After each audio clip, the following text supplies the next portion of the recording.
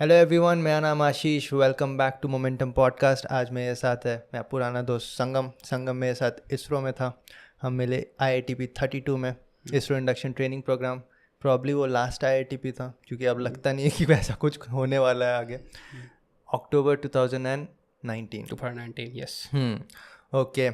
Electronics and communications है। बहुत लोगों ने मुझे रिक्वेस्ट मारा कि कोई EC वाले को लाओ जो हमें कुछ बता पाए, कुछ गाइड कर पाए। ज़्यादा गाइडेंस है नहीं। जैसे जब मैंने यूट्यूब वीडियोस बनाना स्टार्ट किया था ना, तब मैकेनिकल के लिए भी कुछ खास गाइडेंस नहीं था। अभी धीरे धीरे बाकी ब्रांचेस में जा रहा है। जैसे अभी भी अगर तुम देखो तो अप्लाइड इलेक्ट्रॉनिक्स एंड इंस्ट्रूमेंटेशन का कुछ भी नहीं मिलेगा, है ना। तो ऐसे ही मैं जितना हो सके अपने साइड से मैं कर लेता हूँ। जैसे अब एक सिविल इंजीनियर के भी एक सर आ रहे हैं, वो थोड़ा सिविल इंजीनियरिंग वालों को बता देंगे। तुम अपने इलेक्ट्रॉनिक्स के बारे में बता देना। संगम बिल्कुल मेरे ही बैच का पास आउट है, 2016 NIT जालंधर। और उसके बाद इसने बहुत सारे डिफरेंट जॉब एक्सपीरियंसेस रखे हैं। फाइनल ईयर में ही तुम्हारा प्लेसमेंट हो गया था। हाँ। क्या था वो? बॉम्बार्डियर क्या था? दरअसल मेरा प्लेसमेंट 2 कंपनीज में हुआ था। पहले मेरा प्लेसमेंट हुआ था केप जेमिनी में। तो कॉलेजेस में एक क्राइटेरिया होता है कि पर्टिकुलर लिमिट से नीचे, यानी पर्टिकुलर अगर आपका पैकेज से नीचे अगर प्लेसमेंट है तो उस थ्रेशोल्ड को क्रॉस करने वाला ही प्लेसमेंट आप ले सकते हो। उसे हम ड्रीम कहते थे। तो हमारा लिमिट था कि 5 लाख से नीचे वाली अगर कंपनी में हो गई तो आप एक ऊपर वाली में बैठ सकते हो। तो केप जेमिनी जस्ट वर्ज पे थी, तो इसलिए मेरे को पास एक और ऑप्शन था। और उससे में ही सिर्फ शायद अक्टूबर या नवंबर 2015 में ही, जब मैं 7th सेम में था, तो मेरी प्लेसमेंट बॉम्बार्डियर ट्रांसपोर्टेशन में हो गई थी। फिर बस उसके बाद मैं कॉलेज के बाद वहाँ निकल लिया। ओके। वो एक्चुअली तुम्हारा मेट्रो के जितने ट्रेन्स होते हैं वो बनाता है। बॉम्बार्डियर ट्रांसपोर्टेशन का नाम बस लोग, मैं भी तभी जाना था जब मेरी प्लेसमेंट हुई थी। इनफैक्ट उन्होंने बताया अपने इंडक्शन में कि हमने ही दिल्ली मेट्रो के बहुत सारे ट्रेन्स को डिलीवर किया है। तो ही पता चला। और इनफैक्ट ये भी है कि गुजरात, इंडिया की जो सबसे पहली मेट्रो कोच थी, वो गुजरात में जिस फैक्ट्री से आई थी वो बॉम्बार्डियर की थी। ओके। ये मैं जब ज्वाइन कर लिया तब मुझे पता चला। अच्छा। कि इतना बड़ा काम करता है। हाँ, बहुत सारी चीज़ लोग को पता नहीं होता है। जैसे तुम्हारे आंखों के सामने बहुत सारी चीज़ होता है, लेकिन तुमने कभी ध्यान नहीं दिया कि ओके ये GE का बना हुआ है, या फिर ये कमिंस का बना हुआ है। जनरेटर घर के बगल में पड़ा हुआ था लेकिन हमें पता नहीं था। ओके। तो वहाँ पे एक्सपीरियंस, फिर तुमने BSNL ज्वाइन किया। वो कैसे ज्वाइन किया? किसके थ्रू? उसका एग्ज़ाम था क्या खुद का? दरअसल 2016 तक होता ऐसा था कि BSNL एज ए PSU अपना पेपर लेती थी। बट कुछ प्रॉब्लम हुआ कि जब उसने किसी दूसरे पोजीशन के लिए पेपर लिया और उसमें कुछ उन्होंने करप्शन कर दिया। तो शायद कोर्ट का कुछ ऑर्डर था कि आप पेपर नहीं ले सकते, या फिर कंडक्टर में कुछ इशूज़ थे। तो उन्होंने दूसरे PSUs की तरह क्या किया कि जो भी करंट गेट स्कोर था उसके बेसिस पे लोगों को लेना शुरू कर दिया। तुमने 17 में गेट एग्ज़ाम दिया था क्या? हाँ, तो 2017 में जब मैंने गेट एग्ज़ाम दिया तो उस समय मेरी रैंक अच्छी तो नहीं थी, मतलब for an EC student 400 something थी। ठीक ही था यार, इतना भी बुरा नहीं है। नहीं, EC में PSU के लिए उतने से कुछ नहीं होता था। वो तो मुझे पता है, लेकिन ठीक है। मतलब वो बोल सकते हो मैकेनिकल के लिए 800 रैंक ऐसा कुछ है। हाँ, तो मैं तो छोड़ चुका था सारी उम्मीद कि अब कोई PSU आनी नहीं है, दूसरी तैयारी करते हैं। तो इन सब पता चला किसी दोस्त से कि BSNL का नोटिफिकेशन आया है और वो गेट से ले रही है। तो मैंने डाल दिया कि चलो देखते हैं। और मैंने फिर जो लोकेशन डाली वहीं पर मुझे पोस्टिंग मिल गई। मतलब शायद मैं 2017 अक्टूबर में चला गया था। मतलब करीबन 13 महीने के बाद मैं फिर BSNL चला गया। ओके। और उसके बाद फाइनली तुमने 2018 ICRB क्रैक किया, सेम एग्ज़ाम जो मैंने भी दिया था। ICRB जो है वो 2018 में मैंने फेब में दिया था रिटर्न एग्ज़ाम। मुझे कोई उम्मीद नहीं थी। मैं जब रिटर्न निकल दे के गया तो लगा कि यार ठीक है, होगा नहीं होगा, क्योंकि कॉन्फिडेंस नहीं आ रहा था। फिर इंटरव्यू देने गया। इंटरव्यू में भी दिन भर बैठने के बाद 10-12 मिनट में मुझे निकाल दिया गया। तो मुझे लगा कि भाई अब तो हो गई, ख़त्म बात। लेकिन 3 महीने बाद अचानक घर पे एक लेटर आता है कि आपका हो गया है। मैंने कि चलो फिर। अरे एक्चुअली तुम लोग अगर मेरे पुराने वीडियोस में जाके देखोगे तो एक मिलेगा ISRO preparation strategy for electronics and communication. वो वीडियो मैंने इसी के कंसल्टेशन से बनाया था। उसमें देखोगे मैंने नाम भी लिया है संगम, और इसका रैंक भी उसमें लगाया। तो याद है IITP के टाइम पे मैं तुम्हारे रूम पे आया था। जस्ट ख़त्म हो रहा था शायद। दिसंबर के टाइम। तो फिर तुम्हारा क्या था, तुम EC वाले हो तो तुम जाने वाले थे। तो उसी के टाइम पे तुम रूम पे आए थे, तुमने बताया था, मैंने नोट्स वोट्स लिए थे, रिकॉर्ड भी किया था तुम्हारा वॉइस की, बाद में रिकॉर्ड कर पाऊँ तो उसके बेसिस में मैंने एक वीडियो बना दिया था। लेकिन अब जिसके वीडियो तुमने देखे हैं वो साक्षात यहीं पे, तो हम डिस्कस कर लेंगे कि कैसे क्रैक करना है। ओके। तो ये इसका एक्सपीरियंस करेंटली ये इसरो साइंटिस्ट है। पिछले कितना साल हो गया? 2018 नवंबर में आया था मैं यहाँ पे। तो 2 साल से ज़्यादा ही हो गया। 2 साल हो रहा है। ओके चलो। ओके, तो अब हम स्टार्ट करते हैं स्टार्टिंग में तुम्हारा बम्बार्डियर का एक्सपीरियंस। नहीं, उससे भी पहले हम स्टार्ट करते हैं यार, तुम्हारा रैंक NIT वो क्या बोलते हैं AIEEE था उस टाइम पे। हाँ, उसमें भी काफ़ी अच्छा था, 10,000 रैंक। हाँ 2012 में जो last AIEEE as such AIEEE से कहते हुआ था, उसके बाद तो JEE मेंस एडवांस वाला चक्कर आ गया। हाँ हाँ। तो उसमें मेरी रैंक सम 10,014 या 10 ऐसी समथिंग कुछ थी, मुझे ध्यान नहीं है। और फिर 2-3 राउंड काउंसलिंग करने के बाद मुझे इलेक्ट्रॉनिक्स जालंधर में मिली। इलेक्ट्रॉनिक्स लेने का भी रीज़न ये था कि किसी ने बोला कि इलेक्ट्रॉनिक्स ले लो, आप कंप्यूटर साइंस वाले के लिए जॉब में भी काम कर सकते हो, इलेक्ट्रॉनिक्स में तो आप काम कर ही सकते हो। तो मैंने सोचा क्यों ना इसी को लिया जाए। तो मैं उसकी वजह से इंटरेस्ट तो किसी को पता होता नहीं है उस समय यार, इंटरेस्ट कहाँ किसी को पता, उसमें बस जिसमें जॉब ज़्यादा है चले चलो। इंजीनियरिंग का तो यही है। ऑलराइट, तो तुमने क्या 2012 में ही तुमने 12th पास किया क्या? हाँ, मैं 2012 का ही। कहाँ से तुमने 12 पास किया? मैं आखिरी 2 साल जो है DPS से पढ़ा था, दिल्ली पब्लिक स्कूल से। धनबाद? दिल्ली पब्लिक स्कूल धनबाद से। ओके। उसके पहले मैं हिंदी मीडियम स्कूल से पढ़ा हूँ 10th तक। अच्छा, 10th तक तुम हिंदी मीडियम में पढ़े, फिर 11th-12 DPS में। तो काफ़ी ब्राइट स्टूडेंट रहे होगे यार तुम। 10th में तुम्हारे कितने परसेंटेज थे? उस समय CGP आ गया था। हाँ हाँ, याद है जब मुझे। मैं 10 में पास आउट हुआ। CBSE? हाँ, CBSE का हूँ। तो फर्स्ट टाइम CGP का कॉन्सेप्ट आया। 9.8 शायद CG थी मेरी। ठीक है, मतलब जिन लोगों को पता नहीं है, उस टाइम जैसे 50 लोगों ने मतलब 10 मारा था उस टाइम। है ना, मजाक हो गया था वो। हाँ, तो मैं ऐसे 50% स्टूडेंट था स्कूल में, मेरे CGPA 9.2 कुछ ऐसा था, आया था। और उसके बाद 12th तक तो 12th में मेरी सब 93% थे। ओके, तब मतलब तुम अच्छे खासे पढ़ने वाले थे उस टाइम? नहीं, ऐसा नहीं था, लेकिन हाँ मुझे इतना पता था कि इतना ही लिखूंगा तो नंबर आ जाएंगे। ओके। हमारे संगम भाई गाते मतलब लिखते भी बहुत है, और एक तरह से तुम बोल सकते हो कवि है। जब हमारा ट्रेनिंग चल रहा था तो संगम को कोई भी हेजिटेशन नहीं था, ये स्टेज पे पहुंचता था और भाई जो भी इसके मन में ये कविता वहाँ पे बोल देता था। तो मुझे इतना पता था कि इसे कोई कैमरा का फियर वेयर कुछ नहीं होगा, ये जो है यहाँ पे बोल देगा, है ना। तो अगर मौका बना तो संगम कुछ बोलेंगे, लेकिन भाई ये आर्टिस्ट है, अगर मन करेगा तो ही बोलेगा, नहीं तो नहीं बोलेगा, है ना। ओके, तो फिर उसके बाद तुम NIT जालंधर 2012 में तुमने दोनों ही क्रैक किया, मतलब बोर्ड्स में भी इतना फोर डाला और ये भी IIT एग्जामिनेशन। IIT दरअसल मैंने प्रिपरेशन जैसा सभी करते हैं IIT के लिए ही करी थी। हाँ हाँ। ठीक है, बट हुआ ये मेरे साथ कि मैंने ओवर कॉन्फिडेंस से मेरा हुआ नहीं, मैंने प्रैक्टिस नहीं की थी ढंग से, तो सिली मिस्टेक मार दिया तुमने। हाँ, तो उस वजह से फिर नहीं हो पाया। थोड़ा दुखी हुआ था, पर ठीक है, देखा जाएगा। फिर तुमने ड्रॉप लेने का नहीं सोचा? नहीं, मेरे दिमाग में ये था कि इंजीनियरिंग ही ज़रूरी नहीं है। किसी ने मुझे बताया था कि CA से भी अच्छी लाइफ हो सकती है। CA? हाँ, साइंस पढ़ के CA कैसे होगा? हाँ होता है। अच्छा, ये मुझे उस समय पता चला था। तो फिर मैंने क्या किया, जिस दिन AIEEE का रिजल्ट आ रहा था तो उस दिन CA का फॉर्म निकला था। शायद उस दिन निकला था। तो मैं अपने किसी दोस्त के साथ जा रहा था CA का फॉर्म खरीदने, कि अगर इसमें नहीं हुआ तो CA बनेंगे भाई। अपने को तो अच्छी जिंदगी चाहिए। लेकिन किसी दोस्त ने बताया कि भाई तुम्हारा इतना रैंक आया है, तो मैं वापस घर चला गया। अदरवाइज मैं कुछ और ही कर रहा था। पूरा लाइफ तुम्हारा किसी दोस्त ने बताया पे ही चला गया।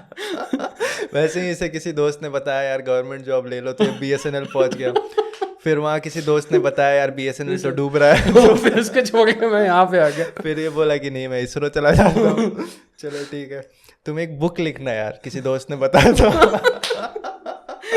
हाँ, इनफैक्ट मेरे लाइफ में बहुत सारे टर्निंग पॉइंट्स दोस्तों को ही कहने पे आए हैं, या किसी अनजान लोगों के कहने पे ही आए हैं। ऐसा हुआ है मेरे साथ। ओके, चलो ठीक है। तो फिर तुम NIT जालंधर पहुंच गए, काफ़ी खतरनाक कॉलेज है, उसमें कोई डाउट नहीं है। NIT है तो है, बस फिर नाम है।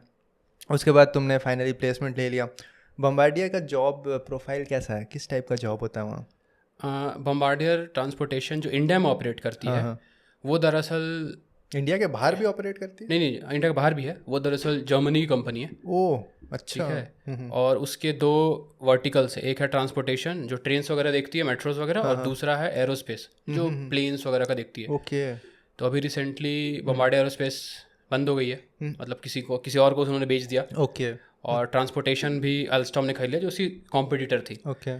तो जब मैं गया उस समय बम्बार्डियर को एक्सपेंड करने का प्रोग्राम था, तो मेरे साथ बहुत सारे लोग आए थे, और फर्स्ट टाइम उन्होंने ऑल इंडिया हायरिंग करी थी। तो मैं पहला बैच था। जो पैकेज क्या था? Package was at that time 6.5। Okay, ठीक है। कोर कंपनी में जनरली इतना ही रहता है। हाँ, कोर भी था और वो मिक्स था। ओके, ठीक है। आपको इलेक्ट्रॉनिक्स का भी काम था, प्लस आपको सॉफ्टवेयर पे भी काम करना था। अच्छा। जो ट्रेन्स के लिए सॉफ्टवेयर बने थे उस पर काम करना था। तो वो CSE वालों के लिए और इलेक्ट्रॉनिक्स वालों के लिए दोनों को मेहनत करनी पड़ती थी, क्योंकि दोनों को आधी चीज़ें पता है। तो काम अच्छा था। अगर मैं अपने और दोस्तों का एक्सपीरियंस जानूँ तो काम अच्छा था।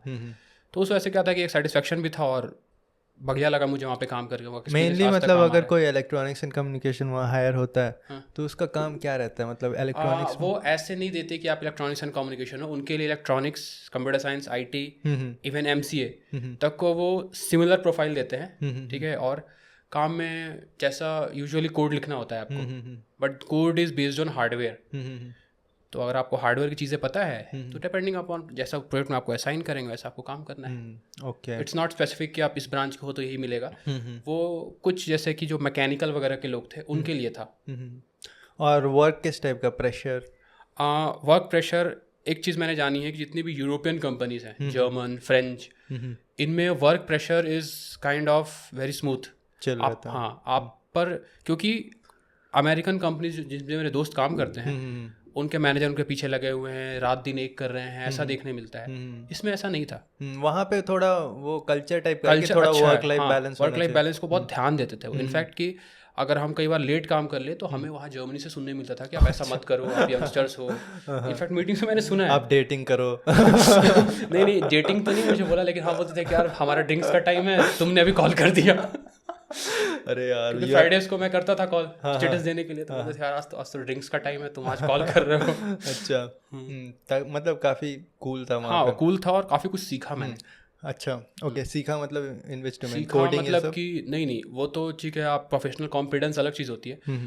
वर्क कल्चर क्या होता है, इसे वर्क कल्चर कहते हैं। अगर मैं किसी का क्या कहते हैं क्रिटिसाइज नहीं कर रहा, बट अगर किसी ऐसी वैसी कंपनी में जाता तो मैं शायद वो चीज़ नहीं देख पाता कि आप इतने एस्टेब्लिश तरीके से, इतनी बड़ी कंपनी, इतने स्ट्रक्चर्ड तरीके से, प्रोफेशनल वे में आप कैसे खुद को सिस्टम में देख सकते हो।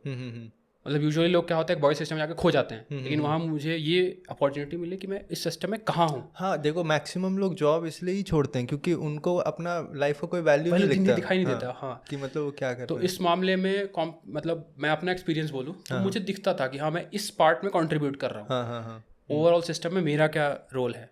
तो ठीक था, अच्छा था वो, काफ़ी अच्छा टेक्निकल जॉब, सब कुछ सही चल रहा था। नहीं, काफ़ी अच्छा टेक्निकल, सब कुछ सही था। इसमें कोई दिक्कत नहीं थी, बट वही है कि गवर्नमेंट जॉब, हाँ यूपी बिहार झारखंड वालों का वही होता है यार कि गवर्नमेंट जॉब करनी है तो लगे हुए हैं। ओके, मतलब तुमने बस इसीलिए फिर से गेट वेट का तैयारी स्टार्ट किया? मैं गेट की पढ़ाई कर रहा था, लेकिन जब मैं ज्वाइन करने गया तो 1-2 महीने नहीं करे थे। फिर उसके बाद फिर से स्टार्ट कर दिया था। ओके, तुम्हारा ज्वाइनिंग कब था? 2016 में ही होगा, अक्टूबर नवंबर? मैं जून 2016 में घर गया, 1 महीने घर पे रुका और 1 अगस्त को मेरी ज्वाइनिंग थी। ओके, और फिर मतलब तुरंत ही तुमने 17 का तैयारी कर दिया होगा क्योंकि हाँ उसके फरवरी में एग्ज़ाम है। फेब में पेपर था तो मैंने सितंबर एंड से जो भी दोस्तों से नोट्स वगैरह लिए थे उनसे पढ़ाई स्टार्ट कर दी। ओके, तो फिर तुम क्या बोलना चाहते हो ऐसे लोग जो ईसी में तैयारी कर रहे, तुमने क्या मटेरियल्स फॉलो किया था उस टाइम पे?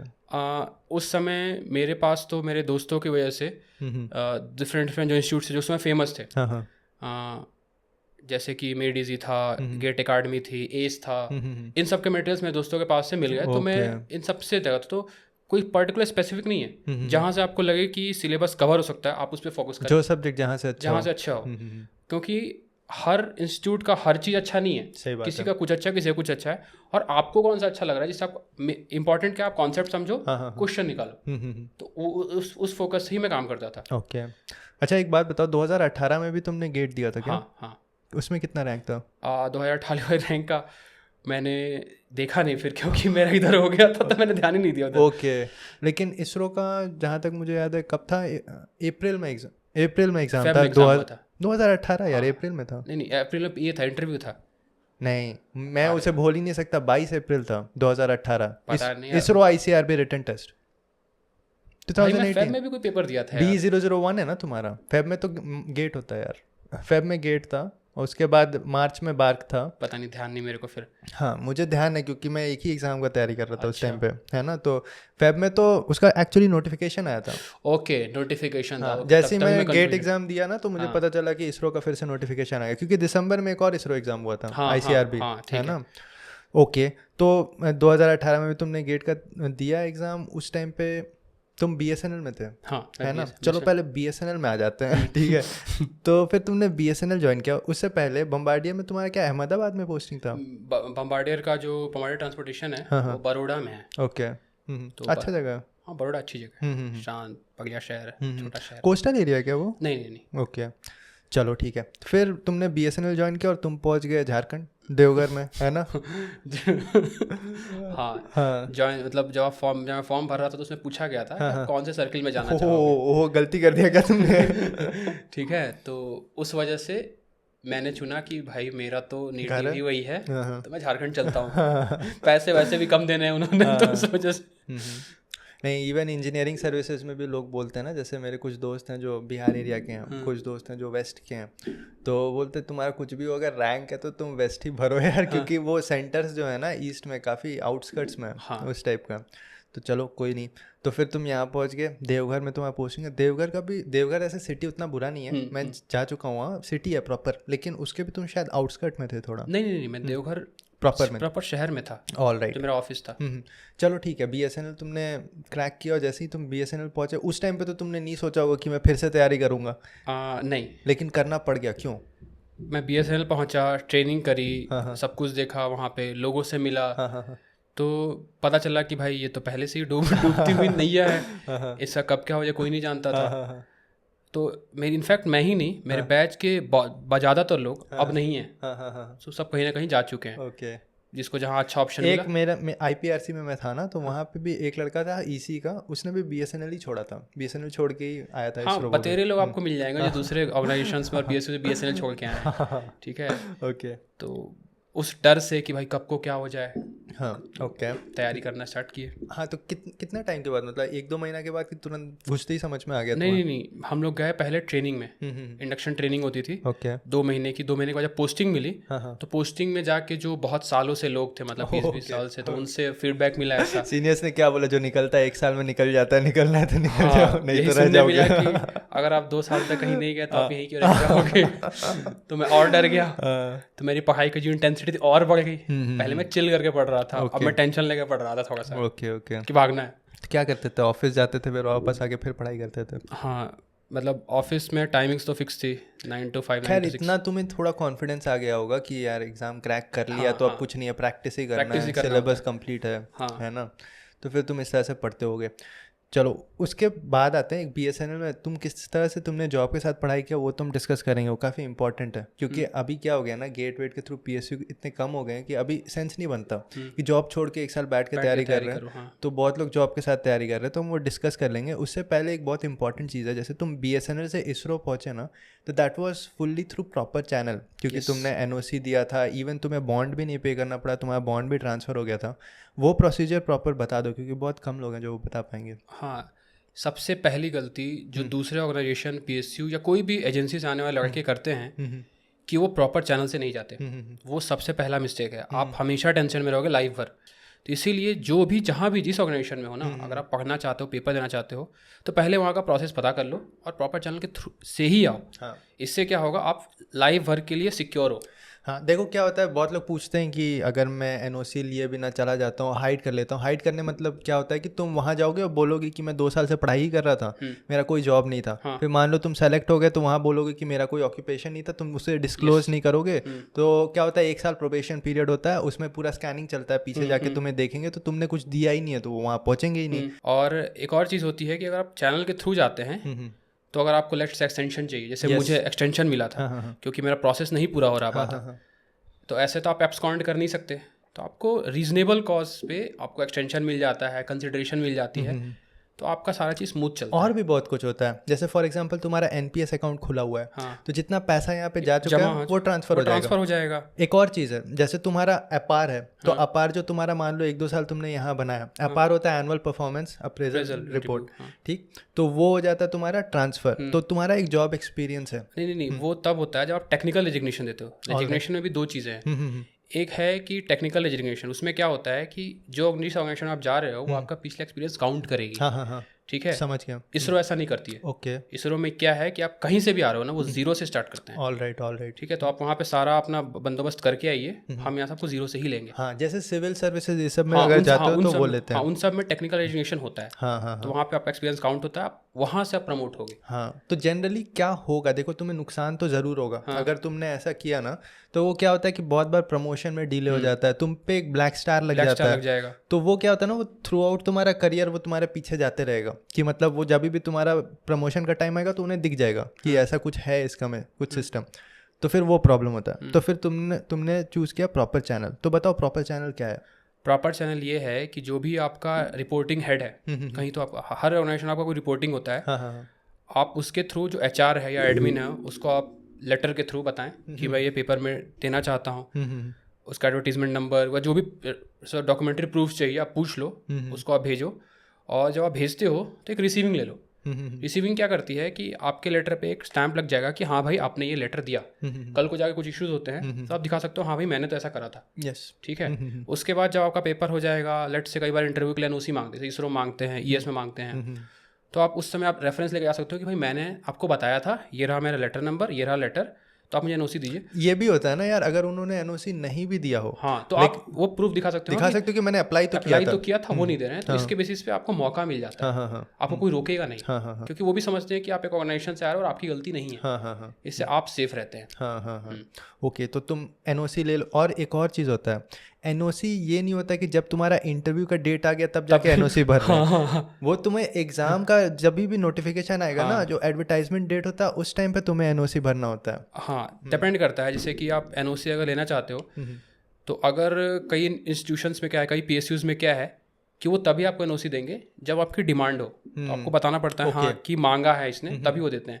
अदरवाइज सिंपली वो लेटर लिख देंगे कि to whom ever it may concern. Okay. तो वो काइंड ऑफ NOC है, but it is not technical NOC। हाँ। फिर फाइनली तुम जिस दिन जाओगे, देखो इसरो का इंटरव्यू जो होता है, रिटन टेस्ट में प्रॉपरली अगर देखा जाए तो रिटन टेस्ट में भी तुम्हें NOC लेके जाना है। वो लिखा होता है, लेकिन कोई लेके चेक ही नहीं करता है। नहीं, कई सेंटर्स पे हुआ है, मेरे दोस्तों ने बताया था। All right. हाँ, एक दो दोस्तों से मैंने बात करी, वो कह रहे थे उनका हुआ था और लोगों को रोक दिया था उन्होंने पेपर देने। कहाँ पे, किस सिटी में हुआ था? वो दिल्ली में। हाँ, दिल्ली में थोड़ा हो सकता है।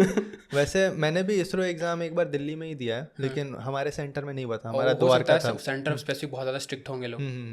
अरे यार, दिल्ली में तो मुझे अपना इसरो का सेंटर याद है, वो किसी बच्चे के 4th स्टैंडर्ड के क्लास में हमें बैठा दिया था, किसी तरह एडजस्ट होके ऐसे करके बैठा था मैं। ऐसी जगह सेंटर्स होते हैं, इनके क्या करो। 100 रुपये का तुम्हारा है तो तुम क्या ही एक्सपेक्ट करोगे, है ना। बाकी एग्जाम 1000 रुपये मांग रहे हैं, तो चलो ठीक है।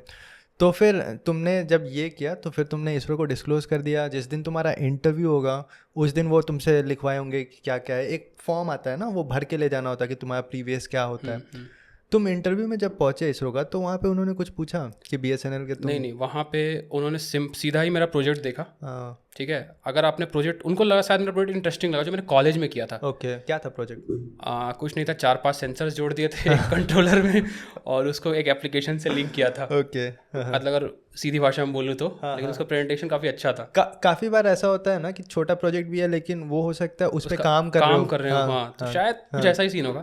तो उन्होंने मुझे और कुछ भी नहीं पूछा, पहले मेरे प्रोजेक्ट के बारे में पूछा कि क्या किया, कैसे किया, क्या इश्यूज आए।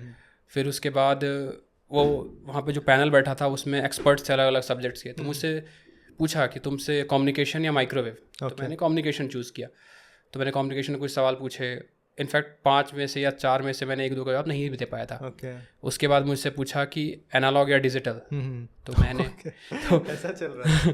हाँ, जनरली लोग बोलते हैं ना 5 फेवरेट सब्जेक्ट बता दो। नहीं, मेरे पास टाइम बाइट एक करके पूछ रहे थे। मेरे से पहले जो लोग गए थे उनके साथ यही हुआ था कुछ के साथ, कि बोला कि ये सब्जेक्ट से बताओ तुमको कौन सा पूछें। तो मैं इसी मेंटल सेटअप के साथ गया था कि 3 पूछेंगे। अरे बहुत बार क्या होता है ना, जैसे सब हमारे मैकेनिकल में बोलते हैं ऐसे सोम थर्मो FM, तो फिर तुम भी जाओगे बोले अरे यार तभी से पूछ रहे कुछ और बोल दो, है ना। तो बोलेगे तुम मटेरियल साइंस बोलोगे या फिर थ्योरी ऑफ मशीन बोलोगे, बताओ।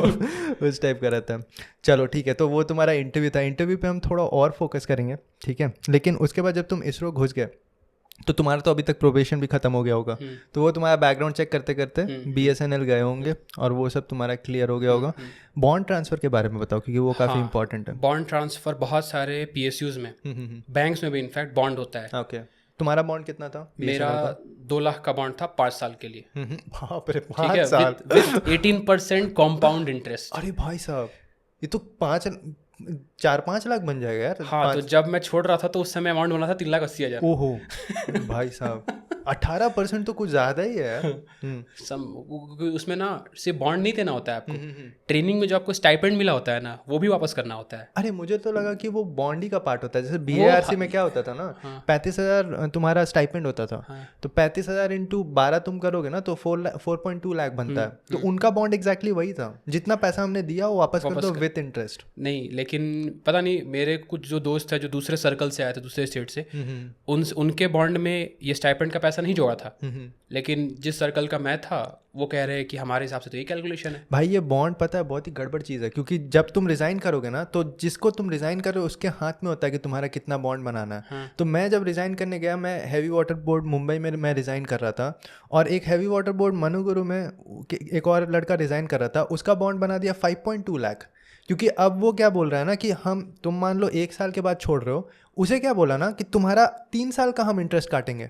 बोला कि मैं 3 साल हूँ ही नहीं यहाँ पे, तो मैं 3 साल का क्यों काट रहा हूँ, मैं तो पहला साल में ही जा रहा हूँ। तो बोला नहीं, यही करना है तो करो, नहीं तो जाओ। अब कोई भी जाता है तो उसका कहीं और ज्वाइनिंग होता है, तो वो हड़बड़ी में रहता है, तो अब वो पैसे का उतना नहीं सोच सकता, तो वो दे देता है। नहीं तो फिर तुम केस करते रहो, कुछ होने वाला है नहीं। और जैसे मैंने दिया था तो मेरा 4.38 लाख था, जो इंटरेस्ट था नॉर्मल वो 10 या 11% का इंटरेस्ट उन्होंने लगाया था, और करके फट से कर दिया। तो वहाँ पे भी तुम्हारा मुझे लगता है कुछ क्लियर कट नहीं होता है, जैसे कि उनको पता नहीं होते। हाँ, वो जैसे मैं जिस दिन गया ना रिज़ाइन करने, रिज़ाइन का काम हो गया, जब बॉन्ड का काम आया तो वो अपना पेपर वेपर पलट के देख रहे कितना है, क्या बॉन्ड है। वो मेरा पेपर मांग रहे कि कितना था, मैंने बोला ये लो। उसके बाद उन्होंने बोला कि कितना इंटरेस्ट लगा, एक दूसरे से पूछ रहा है। तो एक ने बोला कि जो मैक्सिमम है वो लगा दो, तो बोला मैक्सिमम कितना, तो बोला 11%, तो लगा दो। मैंने बोला चलो ठीक है। मैं ऑलरेडी एक एक्सटेंशन ले चुका था, क्योंकि मेरा ज्वाइनिंग लेट था, तुम्हारा भी लेट ही होगा। तुमने कब ज्वाइन किया था? मुझे जाना था अगस्त में। हाँ, लेकिन मैं गया नवंबर में। 2 बार एक्सटेंशन मिले थे मुझे। हाँ, क्योंकि यहाँ प्रोसेस पूरा नहीं हो रहा था मेरा। ओके, चलो प्रोसेस के बारे में बताओ। हाँ ठीक है, बॉन्ड अमाउंट तुम्हारा 3 पॉइंट कितना बन रहा था? सम 8 बन रहा था। चलो 3.8 डबल हो गया। हाँ, स्टाइपेंड वगैरह मिला के। हाँ, तो बॉन्ड ट्रांसफ़र करवाने के लिए आपको प्रॉपर चैनल के थ्रू जाना पड़ता है। ओके, ठीक है। तो उसके बाद अगर आप डालेंगे, जब फाइनल रेजिग्नेशन डालोगे तो आपको बताना होगा कि मैंने इस प्रोसेस से अप्लाई किया था, और इस क्लॉज के तहत, दरअसल एक रूल है, आपको रूल कोड करना पड़ता है कि इस क्लॉज के तहत ये बॉन्ड ट्रांसफ़र हो सकता है, तो वो अपना प्रोसेस इनिशिएट करते हैं। किसमें देखा तुमने, स्वामी हैंडबुक या ऐसा कुछ? नहीं, मेरे से पहले भी BSL में। ओके, तुम्हारे तो वहाँ से लोग निकलते रहे थे। तो मेरे कुछ दोस्तों से मुझे पता चला कि हाँ ऐसा कुछ रूल होता है, और अब जब तक उसको कोट नहीं करेंगे वो मानेंगे नहीं। हाँ, अरे ऐसे ही हमारे जिस डिपार्टमेंट ऑफ एटॉमिक एनर्जी में ना, ये हैवी वाटर बोर्ड मनुगुरु है ना, वहाँ सब कोई भागने के चक्कर में रहता है। ठीक है, तो वहाँ पे लोग कुछ नहीं करता, लेकिन वो जो स्वामी हैंडबुक होता है ना, इतना मोटा, पूरा चाटे हुए, सब कुछ पता है उसमें लोगों को। तो मेरे को भी जब कंसल्ट करना होता है, मैं वहीं फ़ोन घुमाता था, बता दो मेरे को। यहाँ तक कि इसरो के रेजिग्नेशन में भी मैं उन्हीं से बात करता था, क्योंकि उनसे अच्छा किसी को नहीं पता सेंट्रल गवर्नमेंट में। चलो, तो तुम्हारा माहौल बना हुआ था, सबने तुम्हें बता दिया कि किस तरह से करना है, तो फाइनली तुम्हें एक पैसा भी नहीं देना पड़ा होगा। नहीं, मेरे को स्टाइपेंड देना पड़ा। ओह अच्छा, कितना था stipend? Stipend something I think 80 या 90,000 में दे के आया था। कितना महीना तुम्हारी ट्रेनिंग? 2 महीने की ट्रेनिंग होती है ना, प्लस फील्ड ट्रेनिंग। तो 40-50 कुछ था क्या स्टाइपेंड तुम्हारा? लगभग उतना बन गया था। उन्होंने कुछ इंटरेस्ट भी लगाया था, GST वगैरह कुछ लगाया था, 18% शायद। बहुत बार मैं सुनता था कि इसरो से बोलते थे बॉन्ड ट्रांसफ़र के लिए, तो इसरो बोलता था हमारे पास बॉन्ड ही नहीं है, तो हम ट्रांसफ़र क्या करें तुम्हारा। हाँ, इसरो में ये था, तो उसका तो ये निकला था, मेरे को बोला गया तुम इसरो से एक लेटर लेके आओ जिसमें ये लिखा हो कि हम जो बॉन्ड भेजेंगे वो एक्सेप्ट करने को तैयार है। क्योंकि होता क्या है कि लेट से आपने 5 साल में 2 साल काम कर लिया कहीं पे, तो बाकी 3 साल जो लॉस हो रहा है, अगर आप दूसरे ऑर्गेनाइजेशन में जाके उसको भी छोड़ देते हो ना, तो वो ऑर्गेनाइजेशन क्या करेगी, दूसरी ऑर्गेनाइजेशन आपसे पैसा लेके पहले ऑर्गेनाइजेशन को दे देगी। ऐसा रूल होता है। तो मैंने एक लेटर बोला कि मुझे ऐसा चाहिए, ये मांग रहे क्योंकि आपका कुछ है नहीं, तो उन्होंने मुझे भेज दिया था। इसरो ने भेज दिया था कि we are willing to accept the bond. तो उस बेसिस पे मेरा प्रोसेस इनिशिएट हो गया था। ये सब मामले में मैंने देखा कि इसरो काफ़ी चिल है, मतलब एक्सटेंशन ये सब में, मतलब और ये सब हैंडल करने में। क्योंकि एक बहुत पहले भी एक केस हो रहा था, आईची कार कलपक्कम में ट्रेनिंग स्कूल में एक लड़की थी, उसका VSSC में हो गया था इसरो में, ठीक है, तो उसका ट्रेनिंग भी कंप्लीट नहीं हुआ था, तो उसका बॉन्ड बीच में था, तो इसरो ने उन्हें क्लियरली बोल दिया आप कुछ भी करके आ जाओ, हम देख लेंगे, उस टाइप का। मतलब इन सब मामले में काफ़ी सीधा है, सब मामले काफ़ी अच्छा है compare to other government organisation. Even resignation में काफ़ी मुझे काफ़ी ईजी हुआ। बहुत स्मूथ है, क्योंकि मेरे को याद है मैंने 2 महीने चक्कर काटे थे BSNL ऑफिस के जाके, ठीक है, तो जाके फाइलें मूव होती थी। स्थिति ये थी कि मैं खुद फाइलें लेके दौड़ता था। मेरा सेम था भाई, मेरा बिल्कुल सेम था। मैंने 1 महीना पूरा, मेरा रिजल्ट आ गया था, सितंबर चल रहा था, अगस्त 17 को मेरा इंटरव्यू हुआ था, रिजल्ट मेरा अगस्त 31 को आ गया था, तो वो सैटरडे था। उसके बाद मैं 3 सितंबर में फाइनली जाके मैंने रेजिग्नेशन लेटर डाला। 3 सितंबर से 3 अक्टूबर तक जो मैं भागा हूँ ना इधर उधर, वो अनुशक्ति नगर मुंबई में मैं खुद ही पेपर लेके भाग रहा हूँ। ये बोल रहे हैं तुम्हारा पेपर वहाँ है, तुम्हारा पेपर वहाँ है, कहीं नहीं है, पेपर इन्हीं के पास था, लेकिन हाँ बोल रहे थे अभी वेट करो, अभी वेट करो। तो यही है अल्टीमेट। मैं नहीं चाहता था मेरा एक्सटेंशन हो, लेकिन एक्सटेंशन होना पड़ा। मैं भी नहीं चाहता, मैंने भी टाइम पे डाल दिया था, बट प्रोसेस ऐसे थे कि नहीं हो पाया।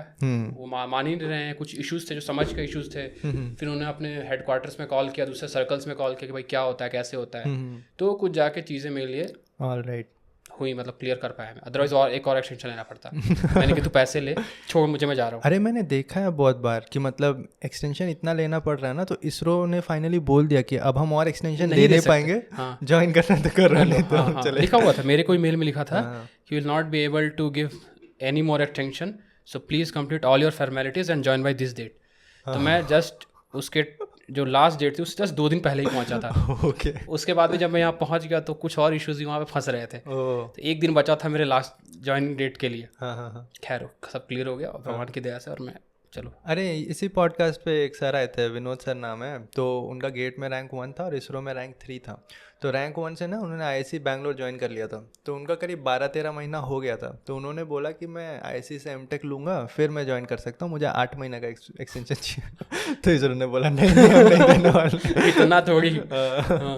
तो सोच रहा मतलब रैंक 1 लेके आया, इसरो में रैंक 3 लेके आया, IISc का डिग्री लेके आ रहा है, फिर भी उतना एक्सटेंशन नहीं दे रहे। हाँ तो कुछ होंगे इनके भी अपने कंडीशंस, अदरवाइज ये लोग बहुत फ्लेक्सिबल है। हाँ। इतना मैंने किसी गवर्नमेंट ऑर्गेनाइजेशन में सपोर्ट नहीं देखा है भाई। मैंने देखा 2 दिन में रिजाइन मार के चले गए यहाँ पे। इतना भी होता है, मतलब इतना तो रहता है कि मतलब मान लो तुमने 2-3 साल काम किया अगर, तो कम से कम 1 महीना तो बनता है तुम्हारा, प्रॉपरली देखा तो 3 महीना बनता है कि तुम्हें रुकना पड़ेगा, उतना नोटिस पीरियड देना होता है। लेकिन मैंने देखा है निकल गए लोग अगर अर्जेंसी रहता है तो।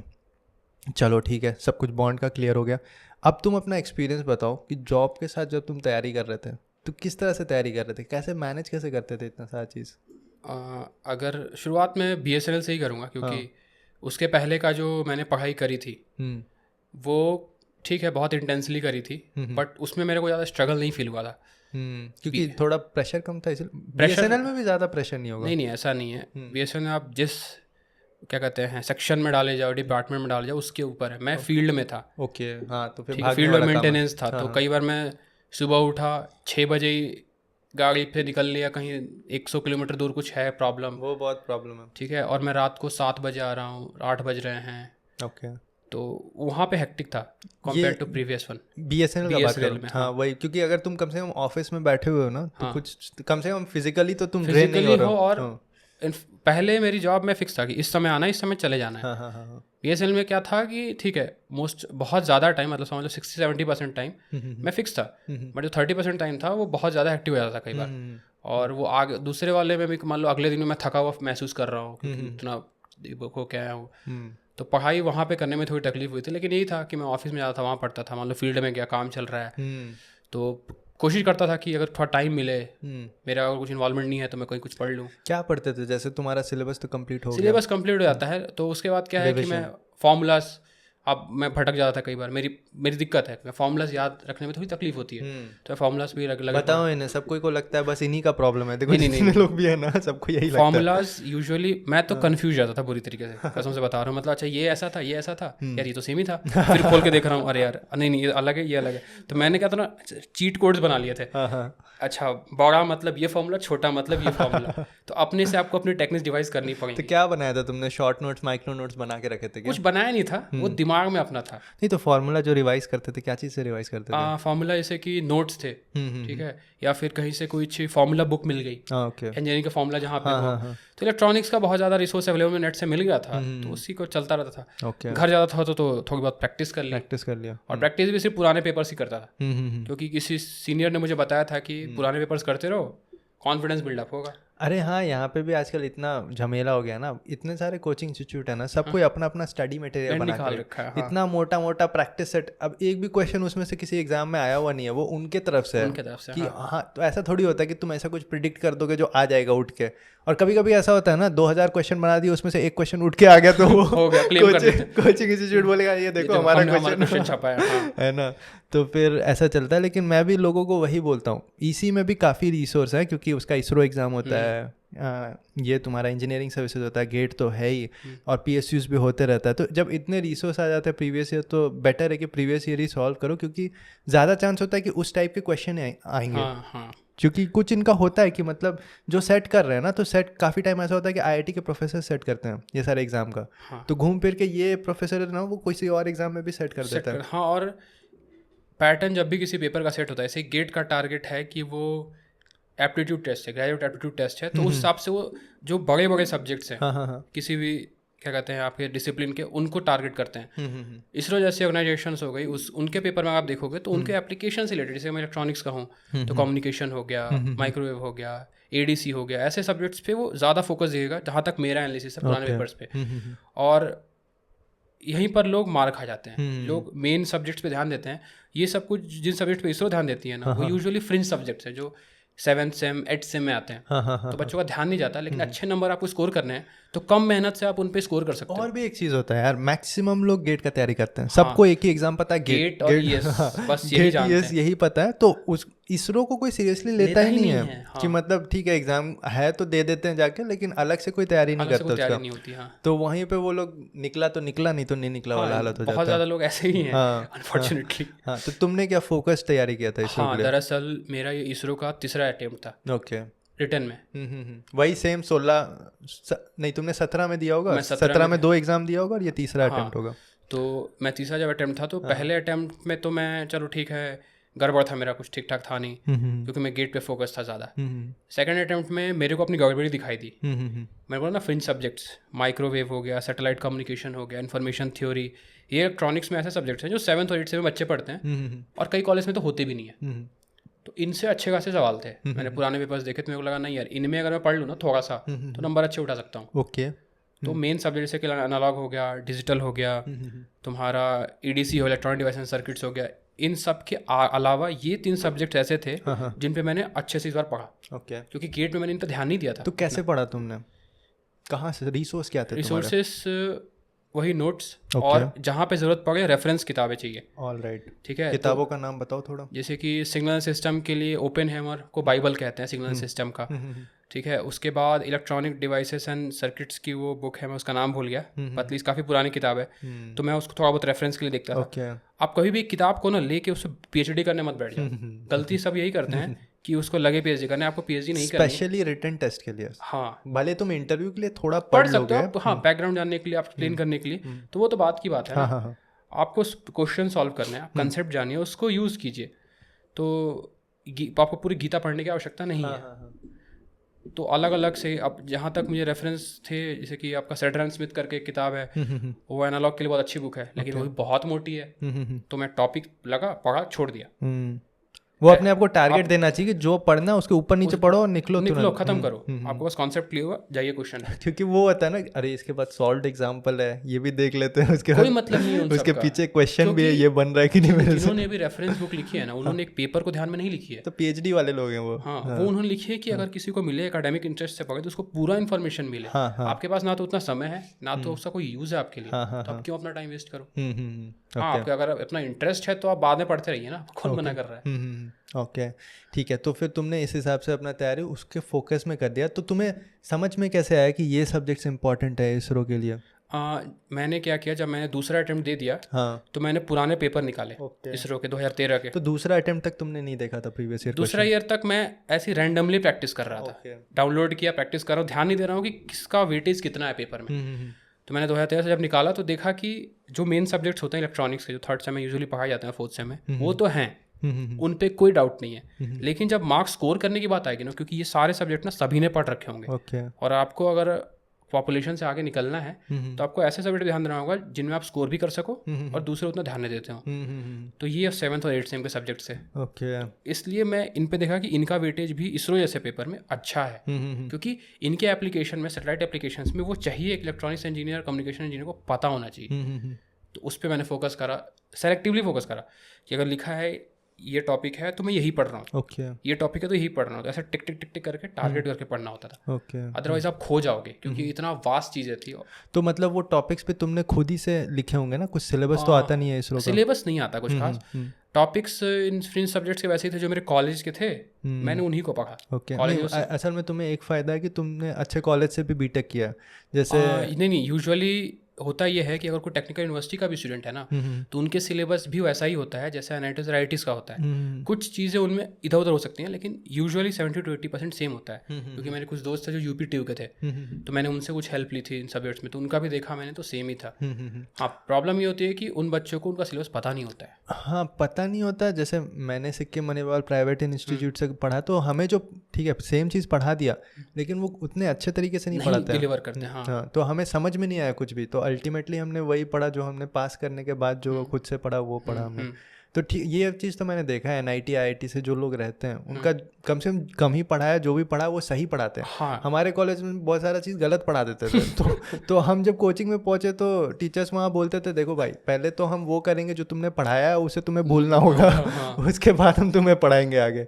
तो ऐसा चल रहा था। चलो ठीक है, तो उस हिसाब से तुमने तैयारी किया, इसरो का रिटन टेस्ट तुमने निकाल लिया। जहाँ तक मुझे याद है जुलाई में कहीं जाके उसका रिजल्ट आया था, अगस्त में। हाँ, जुलाई में आ गया था, अगस्त में उसका कॉल आया था। हाँ, अगस्त 1 से उसका स्टार्ट हो गया था इंटरव्यू ये सब। तो उस टाइम तक तुम जॉब ही कर रहे थे।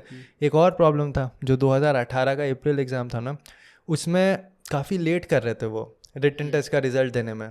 तो आधे तो हमारे हालत ख़राब था कि यार कहीं कैंसिल ना कर दे ये एग्ज़ाम क्योंकि ऐसे ही अटके हुए। और एक ही एग्ज़ाम था जो मेरा था कि हाँ चलो निकल सकता है थोड़ा।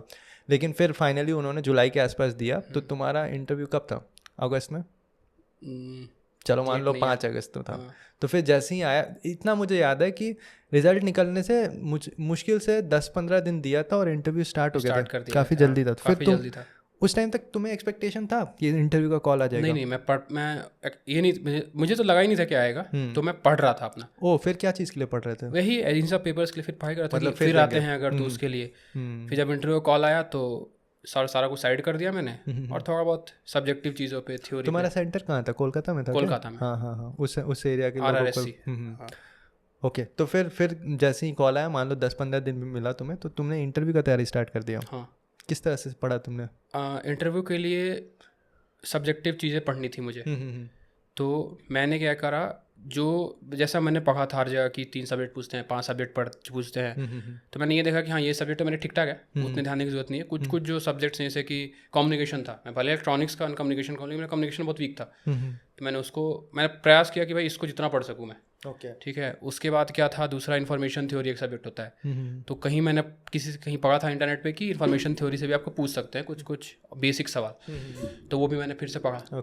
बुक से ही पढ़ा। उसके बाद इलेक्ट्रॉनिक डिवाइसेस एंड सर्किट्स में बहुत रट्टा मारना पड़ता है, जिसमें मैं बुरा था। तो मैं रटा बैठ के ठीक है, बस इन्हीं 3 पे ज़्यादा फोकस कर पाया। और सबका पता था कि चलो निकाल लूँगा मैं, तो ज़्यादा ध्यान नहीं दिया था, बस रिवाइज किया और चलता बना। ओके। मतलब तुमने ये देखा क्या, मतलब जैसे कोरा और कुछ वेबसाइट्स होते हैं जिसमें प्रीवियस ईयर इंटरव्यू क्वेश्चन, तो वो तुमने चेक किया था? हाँ, कोरा पे पढ़ा था।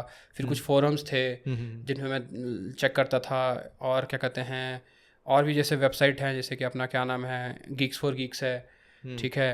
ओके। और ऑल अबाउट सर्किट्स है, कुछ और भी कुछ वेबसाइट्स है जिनको मैंने देखा, जिन पे लोगों ने कुछ किया था, पोस्ट वगैरह, जो भी इससे लिंक था। तो वहाँ से कुछ इन्फॉर्मेशन मिली और उस हिसाब से मैं बढ़ता चला गया। उसी से एक आइडिया लगता है कि किस टाइप का क्वेश्चन पूछेंगे और आपको कहाँ फोकस करना है। नहीं तो वो इतना बड़ा समुद्र आप खो जाओगे। हाँ, क्योंकि फिर तो रिटन टेस्ट का तो फिर भी एक बाउंड्री होता है, इंटरव्यू का तो कोई कुछ भी नहीं होता ना, क्योंकि फिर वहाँ पे आ जाता है कि कभी प्रैक्टिकल क्वेश्चंस भी पूछ लेता है। प्रैक्टिकल क्वेश्चन ही पूछते हैं। मतलब मेरे को तो ऐसा ही लगा कि वो प्रैक्टिकल पे ही ज़्यादा फोकस थे। थ्योरी पे ठीक है, आपके मन के लिए दे दिया कि भाई तुम कॉन्फिडेंस बिल्डअप कर लो, हाँ लेकिन हाँ हाँ।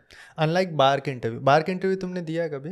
मैं गया नहीं था। ओके 2017 में आया था क्या कॉल कि 18 में आया नहीं था? 17 में आया था, हाँ बट मैं गया नहीं था देने के लिए। हाँ ओके। तो वही बार्क में मैं बोल रहा हूँ कि बार्क में काफ़ी बेसिक में फोकस रखते हैं वो।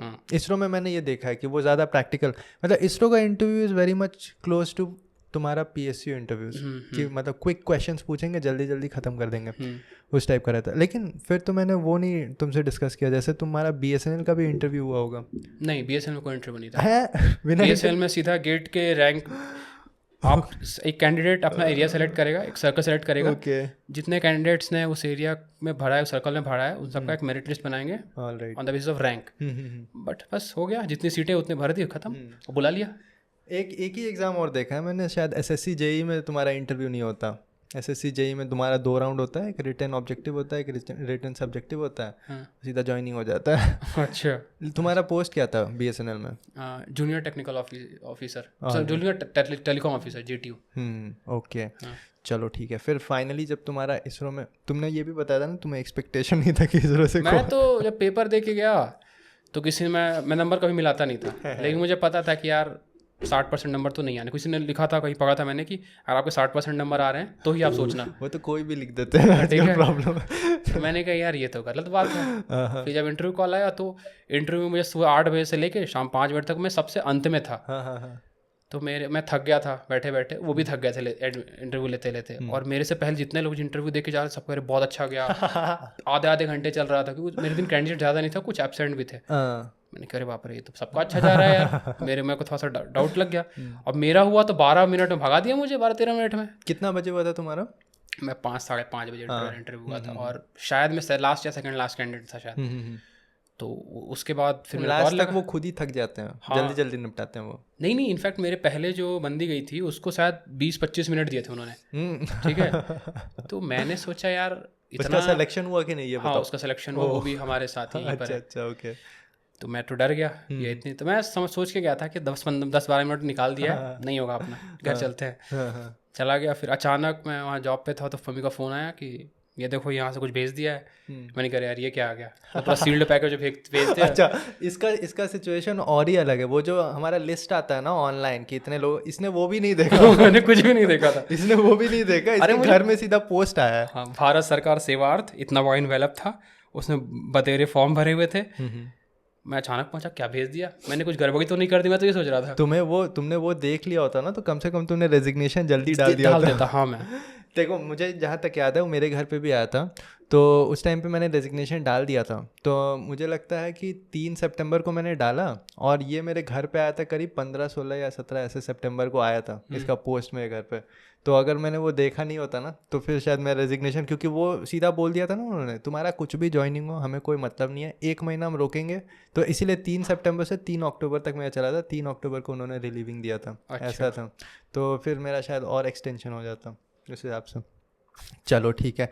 तो फिर तुम्हें फाइनली घर में वो पोस्ट आ गया और तुम्हें पता चल गया, फिर तुमने पेन पेपर फेंक दिया कि अपनी तैयारी करना है, कि फिर भी पढ़ते रहे? सच बोलूँ तो मैं रेजिग्नेशन में इतना परेशान हो गया। हाँ। तो उस दिन उतने दिन तो नहीं पढ़ा। हाँ, जब मैं ज्वाइन कर लिया तो मैं अपने इंटरेस्ट के लिए पढ़ रहा था। तो अपना इंटरेस्ट के लिए क्या मतलब? अरे क्या मतलब मैंने सोचा यार कि ES का पेपर भरा है तो देना होगा। अरे भाई साहब तो ठीक है, ऐसा मत करो यार। ठीक है, नहीं ऐसा कुछ रेयर चीज नहीं है, इसरो में बहुत लोग बैठ के इसका तैयारी कर रहे हैं। लेकिन तुम थके क्यों नहीं, मेरे को ये नहीं समझ में आ रहा है। 1 लेवल के बाद तो 3 साल के बाद बहुत हो जाता है। हाँ, हो जाता है, बट मैंने बहुत पहले से ये सोच रखा था जब मैं कॉलेज में था कि अगर टेक्निकल में जॉब मिल रही है तो मैं टेक्निकल ही करूँगा और कोशिश करता रहूँगा जहाँ तक हो सकता है। तो किसी ने अब समझाया कि ES बन जाओ। यहाँ जब आया तो एक दोस्त ने कहा था क्या तुम्हें? हाँ, मेरा एक दोस्त बन गया था, उसने मुझे बताया यार ES बन जाओ। मैंने कि अच्छा, इसके बाद भी है। फिर मैंने जब पढ़ा तो पता चला कि यार ये भी गैजेटेड, वो भी गैजेटेड, ये भी लेवल 10, वो भी लेवल 10। मैंने कहा फायदा क्या, अब नहीं पढ़ रहे। इसमें पोस्टिंग बैंगलोर, उसमें पता नहीं मैंने कहा अब नहीं पढ़ रहे, अब तो हो गया। फिर तुम एकदम मुक्त हो गए इन सब चीज़ों से, खाना वाना बनाते हो, मस्त अपना खाते हो। हाँ, खुद खाना बनाओ, सुबह ऑफिस जाओ, शाम को बनाओ करो। अच्छा, एक बात बताओ संगम, तुम्हें क्या लगता है हम कितने देर से बात कर रहे हैं? मे बी 1 घंटा। हाँ, 1 घंटा हो चुका है।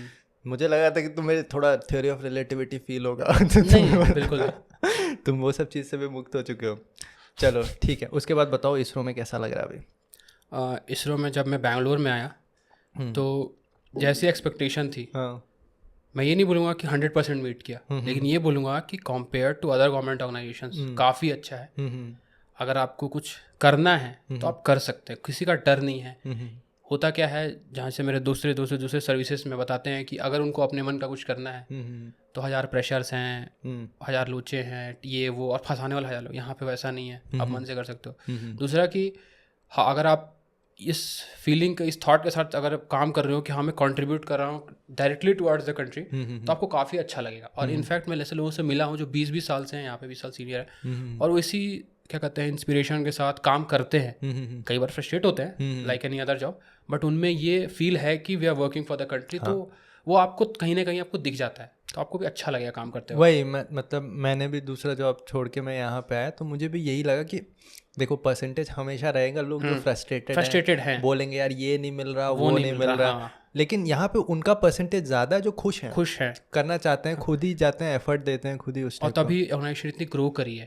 अदरवाइज अगर ज़्यादा तो लोग फ्रस्ट्रेटेड होंगे तो ऑर्गेनाइजेशन नहीं टिकेगी ना। वो तो है। तो मतलब गवर्नमेंट जॉब में इस टाइप का प्रोफाइल बहुत ही रेयर है, बहुत मुश्किल है। और कौन सा मुझे तो नहीं पता, क्योंकि मैं भी नहीं जानता। इनफैक्ट मेरे कुछ दोस्त हैं जो सिविल सर्विसेज भी क्रैक करके गए, उनका भी अगर एक्सपीरियंस सुनने को मिलता है तो ऐसा नहीं मिलता है। ES वालों का भी पता है, रेलवेज का भी पता है, रेलवेज के भी मेरे दोस्त हैं, डिफेंस में भी है। तो ये जो इतना स्मूथ है कि आप काम कर सकते हैं बिना रोक टोक के, बिना भय के, और ये सेटिस्फेक्शन ये शायद नहीं मिलता है। मैं DRDO वालों का नहीं कह सकता जो यहाँ पे है, लेकिन और किसी का तो मेरे से नहीं मिला आज तक। और एक वो भी बात होता है ना, रेपुटेशन का भी एक काफ़ी बड़ा बात होता है। रिप्यूट भी काफ़ी अच्छा हो गया है उधर तुम्हें लोग पहचान जाएंगे कि तुम कहाँ काम करते हो। वो कोई भी है कि वो समझ जाएंगे, घर वाले भी हैं कि खुश रहेंगे अब तुम्हारे, है ना। उसके बाद तुम्हें बस शादी करना है और कुछ नहीं करना। नहीं, ऐसा नहीं है। इनफैक्ट जब मैं इसरो ज्वाइन कर रहा था तो मैं नहीं करने वाला था ऐसा भी। क्या शादी? नहीं, इसरो ज्वाइनिंग। अच्छा, तुम BSNL में रहने वाले थे क्या? उस समय ना नंबी नारायण का केस चल रहा था, तो सबको लग रहा था कि वहाँ पे फंसा देते हैं। अरे यार तो मेरे मन में भी डर बैठ गया था कि यार वहाँ जाऊँगा वहाँ फंसा देंगे। और अभी जो एक केस तुमने सुना उसके बाद डर लगा तुम्हें? नहीं, अब तो समझ गया कि यार ठीक है, चलता रहता है, कुछ ना कुछ होता ही रहेगा। ये तो है, हर जगह कुछ ना कुछ केसेस रहती हैं। अपना ज़िंदगी तो सही चल रहा है अभी तक, तो सही चलेगा शायद। अच्छा चलो ठीक है, जल्दी ख़त्म करेंगे, रैप अप करेंगे। थोड़ा सा तुम एक ज्ञान दे दो।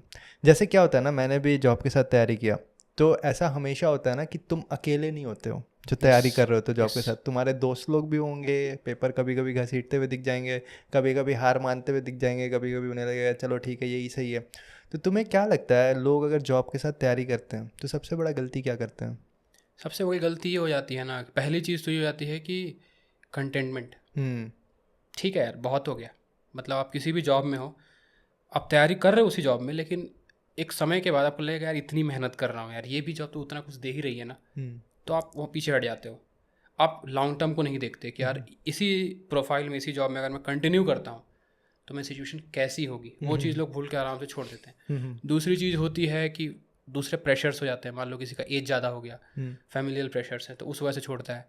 तीसरी प्रॉब्लम ये होती हो कि आपका मन नहीं था, आप बस देख रहे हो लोगों को कर रहे हैं, तो जैसे आपने लोगों को देखना बंद कर दिया, आपका अपना मोटिवेशन गया, तो वहाँ स्वाहा।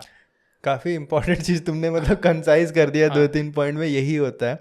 तो क्या होता है ना, बहुत लोग वो देखते हैं कि यार सब कुछ चले जाएंगे तो मैं कहाँ रहूँगा तो फिर मैं भी पढ़ लेता हूँ। तो कभी मतलब सबसे इम्पोर्टेंट चीज़ होता है कि तुम्हें पता रहना चाहिए कि तुम्हें क्या चाहिए। हाँ, आपको ना देखो, कोई किसी को नहीं समझ में आ रहा है तो मैं उसको ये रिकमेंड करूँगा कि भाई तू बैठ जा, तू 1 महीने बैठ जा और तू सोच ले कि तेरे को चाहिए क्या। अगर तेरे को ना मतलब बहुत हाई फाई लाइफ चाहिए, अच्छी लाइफ चाहिए, तो घिसने को तैयार है, तो corporate private is best for you. आप जाओ, काम करो, आपको बढ़िया पे मिलेगा, मस्त लाइफ मिलेगी, बढ़िया शहर मिलेंगे। और अगर आपको चाहिए कि हाँ ठीक है काम भी रहे, कुछ और भी चीज़ों का टाइम मिले, तो आप ऐसी चीज़ें चूज़ करो। और आप किसी चीज़ में हॉबीस्ट हो, हॉबी में आप परस्यू करना तो उसको चूज़ करो। ये मत देखो कि भाई मेरा दोस्त तो वो बन गया, तो आप कभी सेटिस्फाइड नहीं रहोगे। या क्योंकि तुम किसी भी जॉब में जाओ तो लोग तुम्हें छोड़ते हुए दिखेंगे। जॉब है ना, जॉब का नेचर ही वही है कि जॉब होती है इसलिए कि आप हमेशा रिप्लेसेबल हो। इवन रेलवेज में भी लोग बैठ के वहाँ सिविल सर्विसेज का तैयारी कर रहे हैं, कुछ इसरो में बैठ के लोग कर रहे हैं। हाँ, इसरो में भी लोग निकल रहे हैं, बार्क में भी निकल रहे हैं। इनफैक्ट सिविल सर्विस में जो IPS बन गया उसको IAS चाहिए, जो IAS बन गया IFS चाहिए। तो वो तो तो वो चलते रहता चलता ही है। रहता है। और जो सब कुछ बन गया उसे रैंक 1 चाहिए ताकि मैं जाके कोचिंग इंस्टीट्यूट में पढ़ा लूँ। हाँ, इनफैक्ट अभी का जो IIT का रिजल्ट आया उसमें शायद किसी का 99.98 परसेंटाइल आया है, उसको 100 चाहिए। अच्छा, वो फिर से पढ़ रहा है। मैंने कही बाप रे यार, मुँह माया से ऊपर होना चाहिए लोगों को ये सब। चलो ठीक है, देखो कुछ चीज़ मैं पूछ लेता हूँ जो शायद मुझे भी उतना अच्छे से नहीं पता, क्योंकि मैं बहुत जल्दी निकल गया तो मुझे कुछ खास समझ में नहीं आया। मैं जस्ट प्रोबेशन पीरियड खत्म हुआ था, उसके बाद मैंने डेजिग्नेशन डाल दिया था। ठीक है, जैसे मेडिकल बेनिफिट्स हुआ या फिर ये प्रेस और अलाउंसेस, ये सब चीज़ें, इसके बारे में तुम्हें काफ़ी आइडिया होगा। तुमने अभी शायद 2 एपार तुम्हारा हो गया होगा, है ना? तो उसके बारे में बताओ, मेडिकल अलाउंसेस का क्या होता है? सेंट्रल गवर्नमेंट में बेसिकली 2 तरह के स्कीम्स हैं, CGSS और CHSS। CGSS वगैरह जो है वो दूसरे ऑर्गेनाइजेशंस में लगता है एक्सेप्ट इसरो। इसरो में CHSS है। CGSS में क्या होता है, आप पहले पे करोगे, आपको रिम्बर्स होंगी, ठीक है, up to whatever limit it is. CHSS में जस्ट उल्टा है, लिमिटेशंस वहाँ भी है कि इस पे ग्रेड पे इतना तक ही मिल सकता है, लेकिन आपको पे नहीं करना होता। तो that takes out the burden from you for arranging money, even though you need let's say some 1 lakh और 2 lakh in at a front, you can not arrange. दूसरे अगर ऑर्गेनाइजेशन में हो तो बाद में रिम्बर्स, दैट्स अ डिफरेंट। किन ऑर्गेनाइजेशंस में CGSS होता है? जैसे कि डिफेंस में है, ठीक है, अब जहाँ तक मुझे पता है। तो उसमें क्या होता है, मान लो अगर मेडिकल इमरजेंसी पड़ गया 2 लाख का, तो क्या मुझे देना पड़ेगा? हाँ, मैंने तो यही सुना है। मैं CGSS का मुझे जहाँ तक मुझे पता है कि आपको पहले देना होता है। मतलब तुम दे दो, हम बाद में रिम्बर्स, आप बिल सबमिट कर दो, ये सब पैसा दियो, सब होता है। यहाँ पे वैसा नहीं है। हाँ, मैंने देखा, मतलब काफ़ी केसेस, जैसे इवन कैंसर तक के केसेस को मैंने देखा है कि मतलब पूरा गवर्नमेंट उसका खर्च उठा रहा है, उस टाइप का। तो जैसे अभी तुम जिस टाइप पे हो, लेवल 10 पे, लेवल 10, तो उसमें कितना वो सपोर्ट करता है? लेवल 10 में क्या है, जो मेरा बेसिक है 56,100, अब 2 इंक्रीमेंट लगे थोड़ा सा 3% करके, तो उसके बेसिस पे मैं एक रूम जो दिन का 250 रुपया लेता है, उतने तक के लिए मैं एलिजिबल हूँ। अगर मैं कोई हॉस्पिटल में जाऊँ, उसका चार्ज अगर 2800 है तो मुझे 1 रुपया देना नहीं पड़ेगा। उसके ऊपर जाता हूँ तो जो डिफरेंस होगा वो मुझे देना होगा। ओके, ठीक है।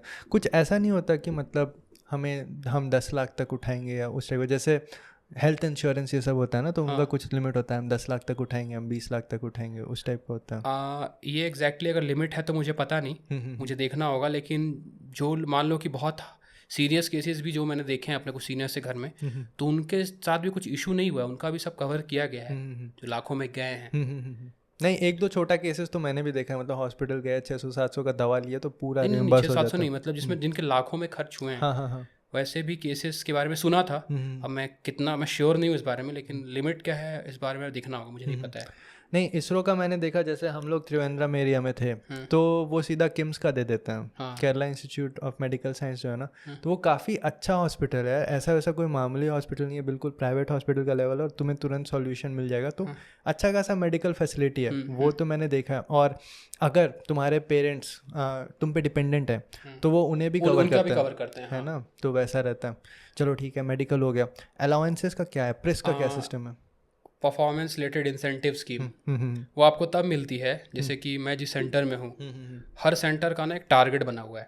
फॉर एग्जांपल VSSC है, VSSC का टारगेट ये है कि अगर वो इतने नंबर ऑफ रॉकेट्स है, अगर वो शार डिलीवर कर देता है तो उसके पॉइंट्स बढ़ते जाते हैं। उसी प्रकार से अगर मैं UR सैटेलाइट सेंटर में हूँ तो यहाँ पे सैटेलाइट अगर रिलीज हो गई, यहाँ सेंटर से चली गई, तो इसके पॉइंट्स बढ़ जाते हैं। तो हर सेंटर के पॉइंट्स बनते हैं उसके टारगेट पूरे होते पे, तो जितने पॉइंट्स वो पूरे करते हैं, ठीक है, और तो उसी प्रपोर्शन में सारे सेंटर्स को पैसे मिलते हैं, अलाउंस इंसेंटिव्स मिलते हैं, और वो फिर नीचे में क्या कहते हैं, नीचे की ओर जाते हैं, आपके रिएक्टर्स तक आएंगे, फिर ड्यूटी रिएक्टर तक, फिर नीचे सब तक पहुंचते हैं। ऐसे काम चलता है। हाँ, लेकिन वही है कि अभी कोविड सिचुएशन की वजह से प्रेस रुका हुआ है, लेकिन शायद वो बाद में पे करे। हाँ, ऐसा है, क्योंकि press is an extra for a organisation like ISRO. ये सेंट्रल गवर्नमेंट का कोई स्टैट्यूट नहीं है। हाँ, वो हर बार आपको प्रेस बार्क और इसरो दोनों को मिलती है। तो इसके लिए हर बार हमारा जो डॉस के सेक्रेटरी हैं वो हर बार टेबल करते हैं, अपने पार्लियामेंट को बताते हैं कि इनको प्रेस देना है, PMO से अप्रूवल चाहिए होता है, तो वो हर 2 साल में कि 3 साल में उसको रीअप्रूव कराना पड़ता है। ऑल राइट, चलो ठीक है, ये सब चीज़ तो क्लियर हो गया। लेकिन तुमने सैटेलाइट का नाम लिया तो मेरे दिमाग में कुछ और आया। जैसे कि कोई कॉमन इंसान है, मान लो BTech कर रहा है, उसे तुम्हें अगर सैटेलाइट एक्सप्लेन करना है कि क्या होता क्या है, तो कैसे एक्सप्लेन करोगे? सवाल अच्छा है। अगर उसने अपना देखा है इसरो का लॉन्च तो मैं एक्सप्लेन कर पाऊँ, लेकिन अगर नहीं देखा है तो मैं उसे ये बोलूँगा कि नहीं, चलो लॉन्च देखा है, दूरदर्शन पे देखा उसने। हाँ, तो लॉन्च अगर दूरदर्शन पे देखेगा तो मैं उसे यही बोलूँगा कि जो अंत में छूटता है, तुम्हें दिखता है, वही सैटेलाइट है जो यहाँ बनता है और वो घूमता रहता है। किस लिए है वो? अलग अलग सर्विसेज के लिए। तुम टीवी देख रहे हो, तुम डिश टीवी लगाते हो, तो डिश टीवी कहीं से तो सिग्नल लेता है ना। बताओ, थोड़ा एक्सप्लेन करो कैसे सिग्नल जाता है, क्योंकि तुम इलेक्ट्रॉनिक्स एंड कम्युनिकेशन का। हाँ, अगर बहुत वेग तरीके से एक्सप्लेन करूँ सिंपल भाषा में, तो सैटेलाइट्स के पास ट्रांसमीटर और रिसीवर दोनों होता है, ठीक है। तो बड़े बड़े जो ब्रॉडकास्टिंग स्टेशंस हैं वो उसको अपना सिग्नल भेजते हैं। लेट से यूएस से सिग्नल आ रहा है, कोई कंटेंट है जो ब्रॉडकास्ट हो रहा है, आप मैच देख रहे हो कहीं से इस दूसरी कंट्री से, तो उसका ब्रॉडकास्ट होगा लेट से सैटेलाइट तक गया। सैटेलाइट से पहले आपके टीवी स्टेशन तक आएगा, क्योंकि आपका एंटीना शायद उतना मजबूत ना हो, फिर आपके टीवी स्टेशन से डिफरेंट एंटीना तक पहुँच जाएगा। तो ये बेसिक एक ऑपरेशन है। दूसरा है कि सैटेलाइट फ़ोन जो मिलिट्री वाले यूज़ करते हैं, जो आपने पिक्चरों में देखा होगा कि बताते हैं कि all and out something like that, तो वो एक, मान लो वॉर जोन है तो वहाँ पे तुम्हारा एंटीना ही अगर एनिमी ने डिस्ट्रॉय कर दिया तो तुम खुद ही अपना ट्रांसमीटर रिसीवर लेके चलोगे, वो यूज़ कर सकते हैं। जीपीएस सबसे बढ़िया एग्जांपल, वो पूरा सैटेलाइट पे ही चलता है। आपका जीपीएस का जो सिग्नल है, लोकेशन, वो सैटेलाइट्स ही देती हैं। तो इंटरनेट कैसे काम करता है? इंटरनेट के लिए देखो, डेटा को ट्रांसमिट करने के दो तरीके हैं। पहला है थ्रू वायरलेस, जो सैटेलाइट्स है प्रोमिनेंट। दूसरा है through wires, fibres, optical fibres, जो पूरे ओशियंस में सारे कंट्रीज को कनेक्ट करती हैं, और वो सैटेलाइट से कई गुना स्पीड है अभी एट प्रेजेंट केस में, TBPS में उनका स्पीड है। इंटरनेट यूज जो मोस्ट ऑफ द इंटरनेट का डेटा है ना, वो फाइबर्स पे जा रहा है। सैटेलाइट में अभी भी जो क्रिटिकल डेटा है, लेट्स से डिफेंस का, जीपीएस जो कि बहुत प्रिसाइज है और तुरंत चाहिए, उन्हीं के लिए अभी तक यूज़ हो रहा है। बहुत ज़्यादा हाई डेटा ट्रांसमिशन के लिए सैटेलाइट्स अभी तक तो मतलब किसी कंट्री ने डिप्लॉय नहीं किए हैं। अभी भी उनके लिमिट GBPS तक ही है, लेकिन इंटरनेट इतना बड़ा है कि उनको टेराबाइट्स चाहिए। तो अभी भी हमारा डिपेंडेंस फाइबर्स पे, तो सैटेलाइट से कॉम्पिटिटर है फाइबर्स, जहाँ पे फाइबर्स नहीं, जैसे कि आपका साउथ नॉर्थ ईस्ट हो गया, हिमालय के पहाड़ हो गए, वहाँ पे सैटेलाइट्स काम आते हैं। देखो मैं लॉन्च व्हीकल टीम से था, तुम्हें पता है, तो हमारा काम बस वही रहता है, जो भी वो डब्बा है उसे पहुँचा दो। वो डब्बा तुम्हें पता है क्या होता है अंदर, ठीक है। तो what are the various components of a satellite, basic components? Basic component देखो, सैटेलाइट क्या है, एक कोई भी ऑब्जेक्ट जो हमारे अर्थ के आसपास घूम रहा हो, उसको हम सैटेलाइट बोल देते हैं सीधी भाषा में। तो हम जो सैटेलाइट, मून भी एक सैटेलाइट है, नेचुरल, तो हम जो बना रहे हैं वो एक आर्टिफिशियल सैटेलाइट है। तो किसी भी सैटेलाइट का बेसिक काम वो सैटेलाइट तब कहलाता है ना जब उसके पास एक ट्रांसमीटर हो, एक रिसीवर हो। आप कुछ मत डालो, उसको बस ऊपर में एक ट्रांसमिट एक रिसीव कर दो। तो अगर एक ट्रांसमीटर रिसीवर है तो उसका मॉड्यूल हो गया, तो उसको हम कहते हैं कम्युनिकेशन मॉड्यूल। अगर आपको लेट से कि वो ट्रांसमीटर मॉड्यूल कोई डेटा भेज रहा है, तो डेटा रिसीव करने के लिए भी कोई मॉड्यूल होगा जो डेटा बनाता होगा, उसको हम पेलोड कह देते हैं। जैसे कि जो इमेजेस आता है, फोटोज, तो पेलोड क्या करता है, उन इमेजेस को लेगा, उनको फिर कम्युनिकेशन मॉड्यूल को भेजेगा और वो यहाँ तक पहुँचाएगा। उन सबको चलाने के लिए क्या चाहिए भाई, इलेक्ट्रिकल सिस्टम चाहिए, पावर चाहिए। बताओ क्या होता है इलेक्ट्रिकल में, क्या क्या होता है उसमें? इलेक्ट्रिकल में मोस्टली पावर सब सिस्टम्स की, हर जो ultimately satellite is an electronic device, सारे इलेक्ट्रॉनिक्स ही चल रहा है। तो उन सबको जिस पावर रेटिंग में पावर देना है उसके लिए पूरा अलग सब सिस्टम बना हुआ है। सैटेलाइट्स को अगर आप अलग अलग ब्रांचेस में तोड़ दो तो पावर एक सब सिस्टम आता है, और बहुत ही क्रिटिकल चीज़ है। जैसे कम्युनिकेशन है तो पूरे सैटेलाइट को पावर देना। दूसरा हो जाता है, उसके बाद आता है आपका थर्मल। अगर पावर आ रहा है, ठीक है, तो हीट भी डिसिपेट होगा, इलेक्ट्रॉनिक कंपोनेंट्स हीट डिसिपेट करते हैं, और स्पेस में ऐसा तो है नहीं कि आप उसको ठंडा कर दो, तो वो सभी चीज़ें, तो थर्मल अलग ही चल जाता है। फिर आता है स्ट्रक्चर की सैटेलाइट का स्ट्रक्चर कैसा होगा। एक्चुअली स्ट्रक्चर्स मैकेनिकल इंजीनियर्स ही होते हैं उसमें, है ना। स्ट्रक्चर और थर्मल मैकेनिकल वालों का ही है, ठीक है। लेकिन अभी मल्टी डिसिप्लिनरी हो गया है, क्योंकि अब सबको साथ में मिलकर काम करना पड़ता है। तो स्ट्रक्चर में ये है कि सैटेलाइट इतना रॉबस्ट होना चाहिए, और क्या कहते हैं, ऐसा शेप होना चाहिए कि अगर उसको पावर चाहिए, और ऑन टॉप ऑफ दैट वो हल्का होना चाहिए, काफ़ी हल्का होना चाहिए, हीट डिसिपेटिव होना चाहिए। उसके बाद उसके सोलर पैनल्स वगैरह है, और भी जो एक्स्ट्रा सेंसर्स है वो सही जगह देखते रहें, ऐसा ना आपने कुछ बीच में लगा दिया वो देख ही नहीं पा रहा है ना। हाँ, और एक चीज़ होता है, जैसे तुमने नाव देखा है ना, नाव में जो वो होता है कपड़ा का जो होता है, उसके वजह से वो उस टाइप डायरेक्शन में जाता है, उसे चेंज कर दो तो डायरेक्शन चेंज कर सकते हो। सैटेलाइट का सोलर पैनल भी एक्चुअली वैसा ही होता है, तो जिस तरफ भी सन का रेज आ रहा होता है ना, वो उस तरफ टर्न कर जाता है। तो उनका मेन पावर वहीं से होता है। कुछ बैटरी पैक्स भी होते हैं जो रिचार्ज हो जाते हैं उससे। हाँ, इनिशियली जब सैटेलाइट जाती है तो बैटरी से ही चलती है कुछ दिनों तक, जब तक उसका यहाँ पे जो ट्रैकिंग स्टेशन है वहाँ से उसको सही से लॉक ना कर दिया जाए। फिर जब सोलर पैनल्स पूरे अच्छे से डिप्लॉय हो जाते हैं तब बैटरीज को वो चार्ज करते हैं और चार्ज बैटरी से फिर सारे सिस्टम्स को पावर किया जाता है। ओके। और एक पार्ट होता है उसका प्रोपल्शन, काफ़ी छोटा प्रोपल्शन होता है, क्योंकि ऊपर एक बार तुम स्पेस में चले जाओ तो वहाँ पे कुछ रेजिस्टेंस नहीं चाहिए होता, बस उसका डी ऑर्बिट होने लगे तो वो प्रॉपर ऑर्बिट में आना उससे काम होता है। जनरली मोनोप्रोपेलेंट यूज़ करते हैं, वो भी एक्चुअली एक इसरो का सेंटर है। आई थिंक मैक्सिमम काम उसका एलपीएससी बैंगलोर में ही होता है। सैटेलाइट्स के लिए तो एलपीएससी बैंगलोर ही देता है, जो थोड़े थ्रस्टर्स होते हैं। हाँ, तो वो थ्रस्टर भी काफ़ी इंपॉर्टेंट होता है, काफ़ी छोटा छोटा होता है। जैसे तुम्हारा जो लिफ्ट ऑफ होता है वो तो बहुत ही अलग ही केस का होता है, लेकिन वहाँ पे तुम्हें उतना ही चाहिए होता है। जैसे जितना ऊपर चले जाओ ना, वहाँ पे तुम्हें पावर कम चाहिए और आईएसपी ज़्यादा चाहिए होता है, स्पेसिफिक इम्पल्स जो होता है, ओके, ताकि तुम ज़्यादा ड्यूरेशन तक, ज़्यादा टाइम तक वो फायर हो पाए, उस तरह का रहता है। चलो ठीक है, तो सैटेलाइट का मेनली यही काम होता है। काफ़ी सिंपल तरीके से हमने बता दिया, जितना हो सकता था मेरे दिमाग में बता पाया हूँ। हाँ, इतना ही। अब संगम भी कोई प्रिपेयर करके नहीं आया यहाँ पे। अब मैंने अचानक से पूछ दिया, मैं तो ख़त्म करने वाला था। मैंने बोला सैटेलाइट, चलो सैटेलाइट डिस्कस कर लेते हैं। ठीक है, चलो संगम काफ़ी अच्छा रहा, इसे यहीं पे ख़त्म करते हैं, फिर कभी दोबारा करें तो अच्छा लगेगा, है ना? मैं हमेशा रेडी हूँ। कुछ और भी कर सकते हैं, किसी और टॉपिक पे भी डिस्कशन कर सकते हैं, और उम्मीद है कि तुम लोगों को समझ में आओ। कोई भी डाउट हो तो नीचे कमेंट करो। अगर कुछ ऐसा हुआ, अगर संगम के पास टाइम हुआ तो संगम वहाँ पे आकर रिप्लाई कर सकता है। अगर कोई भी कमेंट्स हो प्लीज़ डालो, कोई भी डाउट हो प्लीज़ डालो। डाउट में मत रहो यार, फालतू में दिमाग खराब होता है। संगम बोलोगे कि परेशान हो रहे हो। संगम ने देख लिया, सब कुछ कर लिया, उसके बाद वो तुम्हें बता रहा है ना? और अगर कोई तुम्हें कांटेक्ट करना चाहे तो कोई सोशल मीडिया हैंडल कुछ ऐसा है? मैं फेसबुक पर हूँ। ओके, तो इसका फेसबुक का जो भी लिंक है वो सारा डिस्क्रिप्शन बॉक्स में मैं डाल दूंगा। ठीक है, चलो। फेसबुक पे अगर इसको सवाल पूछना हो तो पूछ सकते हैं, पूछते हैं लोग, मैं रिप्लाई भी करता हूँ जहाँ तक जितना मुझे समझ में आता है। देयर इज नो इशू, आप पूछ सकते हो। पूछ सकते हो। तो ठीक है, इसे यहीं ख़त्म करते हैं, मोमेंटम वीकली पॉडकास्ट। तो अगले वीक हम फिर मिल जाएंगे। संगम भी फिर कभी ना कभी ज़रूर आ जाएगा। संगम जाने से पहले कोई कविता आप बोलना चाहते हैं? कुछ दिमाग में?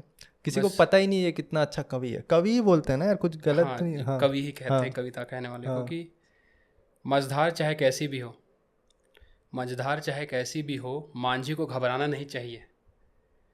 मझधार चाहे कैसी भी हो, मांझी को घबराना नहीं चाहिए। अंधेरा चाहे कैसा भी हो, राही को घबराना नहीं चाहिए। और मुश्किलें चाहे कितनी भी हो, जिंदगी को कभी हराना नहीं चाहिए। वाह, क्या बात है। बस अभी दिमाग में है यार फिलहाल यार, may not be that much good. ये तुमने खुद ही लिखा है? क्योंकि तुम हाँ, खुद बस भी अभी दिमाग में आया, बोल दिया। ओके, चलो काफ़ी है ना? तो अरे यार, ये कौन मैसेज कर रहा है इस टाइम? देख लो। चलो ठीक है, इसे यहीं ख़त्म करते हैं गाइस। फिर से मिलते हैं नेक्स्ट वीक में, तब तक के लिए bye, see you next time. यही था संगम। तुम्हें कैसे 1 घंटा पता चल गया यार? मेरे तो समझ में भी नहीं आया कैसे टाइम पार हो गया। दरअसल ना, ये इसरो का ही बंदा एक्चुअली मेरे को मैसेज कर रहा था एक ही दिन। हाँ बताओ यार, दरअसल क्या? अगर तुम कंटेंट पे ध्यान दोगे ना, किसी वजह से मैं तुमसे बात कर रहा था, तो हम लोग का बात का जो रेशियो था ना, वो टाइम पे बदल रहा था। तो 50% में 60% में तुम जा रहे थे, मैं 40 में था, कोई मैं 60 में मैं जा रहा था, 40 में तुम थे। तो अगर आप इस चीज़ को ट्रैक करो तो आपको टाइम का आइडिया लग जाता है। ये मैंने एक टेड टॉक से सुना था, तो उसमें बताया था। क्या बात है, इसे एक्सप्लेन करना चाहिए था पॉडकास्ट के टाइम पे। तो बिहाइंड द सीन्स डाल देंगे। बिहाइंड द सीन्स नहीं, उसे क्या बोलते हैं? अरे ब्लूपर्स में डाल देंगे। ब्लूपर्स, ठीक है।